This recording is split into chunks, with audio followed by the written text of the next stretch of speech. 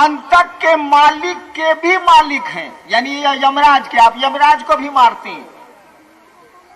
अंतक के भी आप कांत हैं, माने यमराज के भी आप स्वामी हैं, और अगर उसके ऊपर भी कोई स्वामी होता होगा तो आप ही हैं।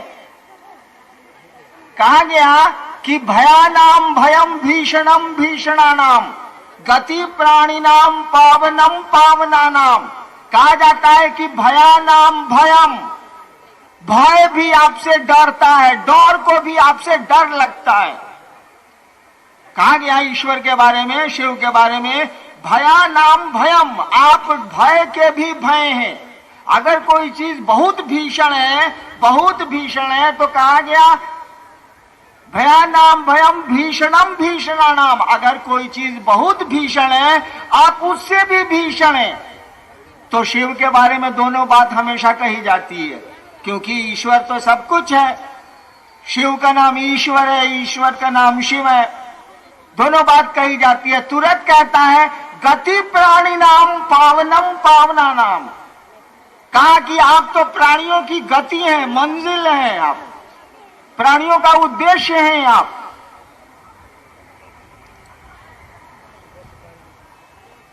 यानी महेश्वर शब्द का अर्थ होता है कंट्रोलर, नियंत्रक, महानियंत्रक, और कोई अर्थ नहीं।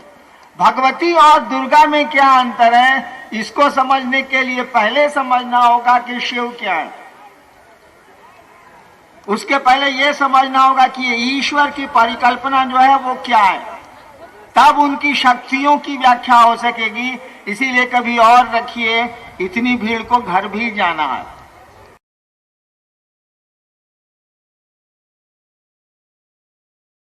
परमात्मा की इच्छा से पूरी की पूरी सृष्टि बनी है।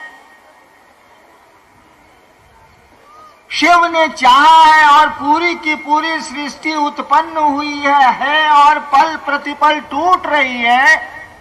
उसकी इच्छा में बड़ी ताकत है, हमारे आपकी इच्छा में भी ताकत है। उसकी इच्छा में बड़ी ताकत है, वो इच्छा करता है और सृष्टि की उत्पत्ति, स्थिति और लय का क्रम पल प्रतिपल चल रहा है। यानी शक्तियां उस शिव की इच्छा है और उसकी इच्छा में इतनी ताकत है कि सृष्टि का क्रम चल रहा है, उत्पन्न हो रही है, रह रही है और टूट रही है।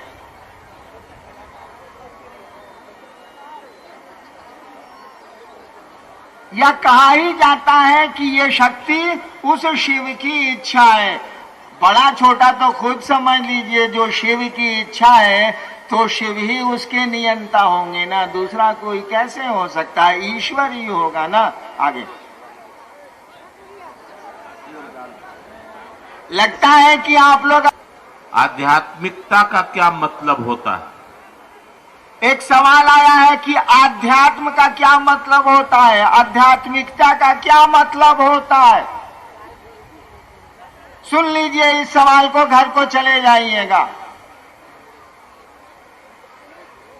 एक आदमी ने 20 तरह के दिए सजाए हैं। एक आदमी ने 20 तरह का दिया सजाया है।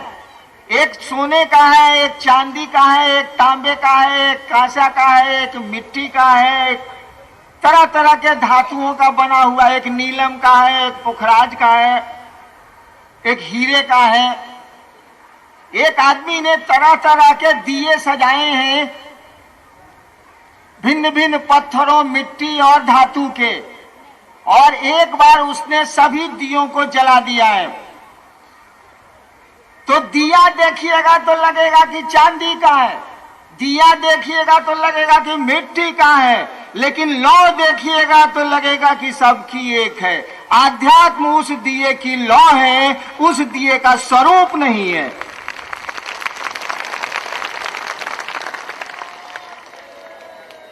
समझ रहे हैं ना? आध्यात्म क्या है? भिन्न भिन्न आदमी नजर आ रहे हैं, लाखों करोड़ों, दुनिया की आबादी 6.5 अरब है। 6.5 अरब भिन्न भिन्न लोग नजर आ रहे हैं। किसी के अंगूठे का निशान नहीं मिलता है एक दूसरे से। कहा कि इसके भीतर जो ज्योति जल रही है, इसके भीतर जो ऊर्जा काम कर रही है, इसके भीतर जो प्राण काम कर रहा है, अरे उस पे नजर डालो, वो सब में एक ही है। दिए का धातु अलग हो सकता है, दिए का स्वरूप अलग हो सकता है, रंगीन और मटमैला हो सकता है, दिए में जलने वाली लौ तो एक ही है। का यही आध्यात्म है और कुछ नहीं।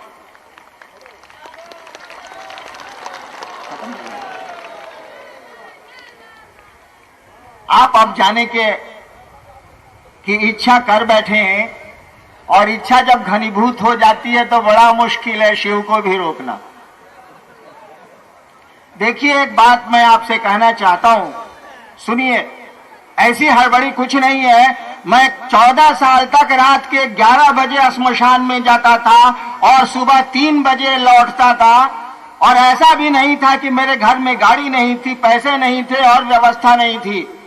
11 बजे रात में मैं डेरे से निकलता था, एक एसडीओ का बेटा था मैं, और निकलता कैसे था? चुपचाप बाथरूम से निकलता था और छिटकिनी को गिरा के रखता था, बाहर से दरवाजा खींच लेता था, छिटकिनी सीमेंट में गिर जाती थी, रूम बंद हो जाता था।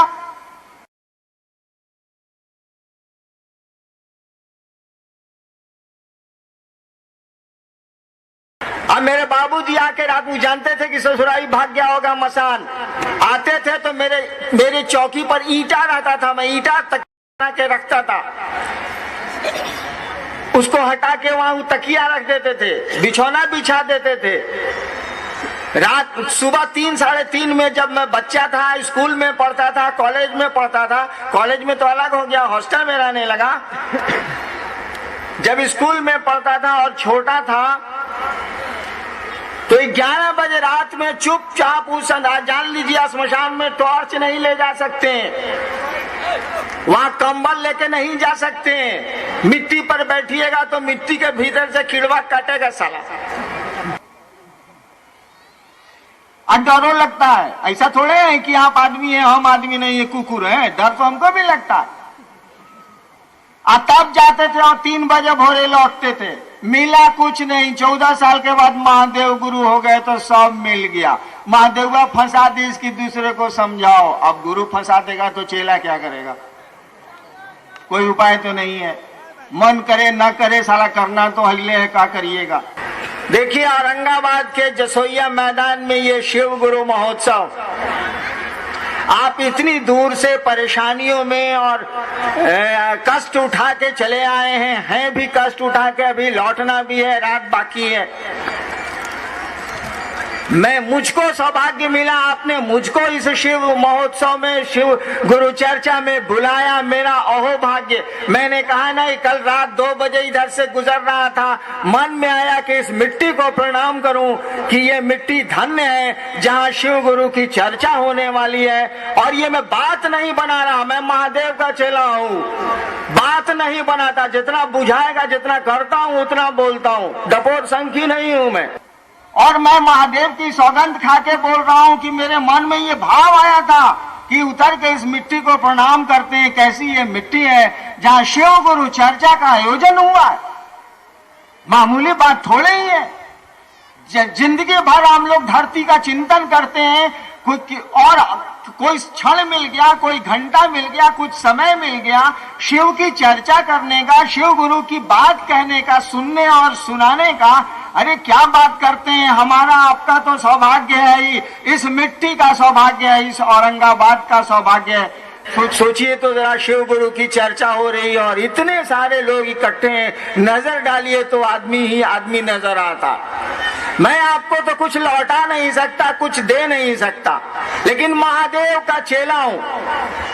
शिव मेरे गुरु हैं, शिव का मैं शिष्य हूं। जहां तक लोग दिख रहे हैं और मेरी आवाज जा रही है, उन सारे लोगों के सुखमय शिवमय जीवन की मैं कामना करता हूं। उनका जीवन सुखमय हो, शिवमय हो। और महादेव का चेला हूं तो जब तक चेला हूं कुछ परवा तो बोल ही नु हो। अरे जबले हम दरोगा बानी, हटा दिहन तो हटा दिहन, जले बानी ओ दिन तक तो हुक्बे नु करे। तो जब मैं महादेव का चेला हूँ तो चेला के रूप में छोटको मोटको तो परवा होगा ही। जब तक चेला है बस हटा देंगे, महादेव हटा देंगे तो घरे चले जाएंगे, अभी तक नहीं हटाए। तो शिव के शिष्य के रूप में अनाधिकार आपको ये आशीर्वाद देता हूं कि आप शिव के सचमुच शिष्य होइए। आपकी बोली में इतना आकर्षण हो, इतना प्रभाव हो कि संसार का एक एक आदमी उस शिव से सचमुच में जुड़ जाए शिष्य के रूप में। इस आशीर्वाद के साथ, अपने गुरु से इस प्रार्थना के साथ मैं आप सबों के चरणों में अपना प्रणाम निवेदित करता हूं। आप मेरा प्रणाम स्वीकार करिए।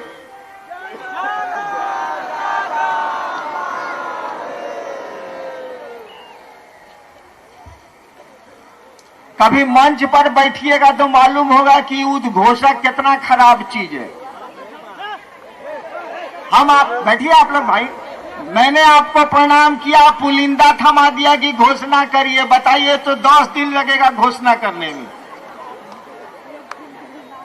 मैं शिव का शिष्य हरिंद्रानंद, जिन लोगों ने शिव को गुरु मानने के लिए अपना नाम मंच पे भेजा है अथवा नहीं भेजा है लेकिन सोचा है कि शिव को वो अब गुरु अपना बनाएंगे, मानेंगे, उन सारे माँ बहनों भाई बच्चों सबका नाम मैं अंतरिक्ष में प्रेषित करता हूँ और अंतरिक्ष से यह अनुरोध करता हूँ, अंतरिक्ष को यह सूचना देता हूँ कि शिव को गुरु मानने वालों की सूची में इन सबों का नाम वो दर्ज करे।